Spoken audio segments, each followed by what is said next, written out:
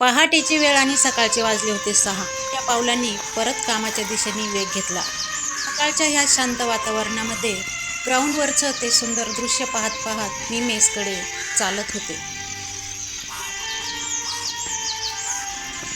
मेसचा दरवाजा उघडला आणि टेबल खुर्च्या व्यवस्थित मांडलेल्या होत्या. पण आता दिवसाची सुरुवात ही मिसळ पावने होणार होती, त्यामुळे पाव रात्रीच आलेले होते. लगेच मटकी धुवून घेतली आणि शिजवण्यासाठी कुकरमध्ये लावली. कुकर गॅसवरती ठेवला आणि फोडणीची तयारी करायला घेतली.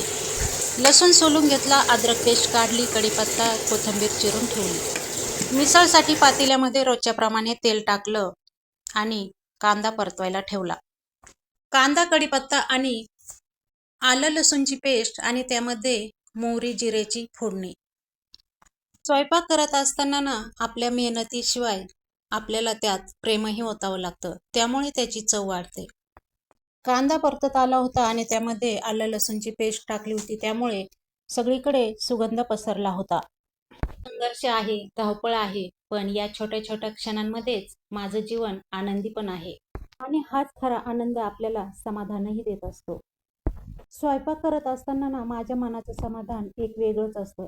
माझ्या हातचं जेवण खाऊन कोणाचं तरी पोट भरणार असतं, हे समाधान मला खूप हळवं करतं. आणि ही छोटीशी भावना सुद्धा मला स्वयंपाक करण्यासाठी उत्तेजित करते आणि प्रोत्साहन देत असते. आयुष्याची धावपळ ही अशीच सुरू असते, परंतु स्वतःसाठी 2 क्षण जरी मिळाले तरीही त्यामध्ये खूप ऊर्जा मिळते आणि पुढचं पाऊल परत तेवढ्याच ताकदीने पुढे जाते. आता सर्व मसाला परतून झाला होता आणि त्यामध्ये टोमॅटो टाकायचे होते, त्यामुळे टोमॅटो धुवून आणि चिरायला घेतले. चटपटीत भाजी कोणतीही असो, टोमॅटोशिवाय तिला स्वादही येत नाही आणि कलरही येत नाही. मैत्रिणींनो, आज स्वयंपाक करताना ना मला आईची खूप आठवण येते. कारण आज मी स्वयंपाक करते, दुसऱ्यांसाठी जेवण बनवते. कधी काळी ना आई ह्या गोष्टी अनुभवत असायची आणि आपली डिमांड आपण तिच्यासमोर मांडायचो. हे आवडत नाही, ते नको, हे नको करत आपण तिला सतवत राहायचो. पण हसत हसत ती आपले पूर्ण आवड लक्षात ठेवायची. पण आईच्या हातची चव आणि आपली डिमांड या आठवणी कधीच जुन्या होणार नाहीत बरं का.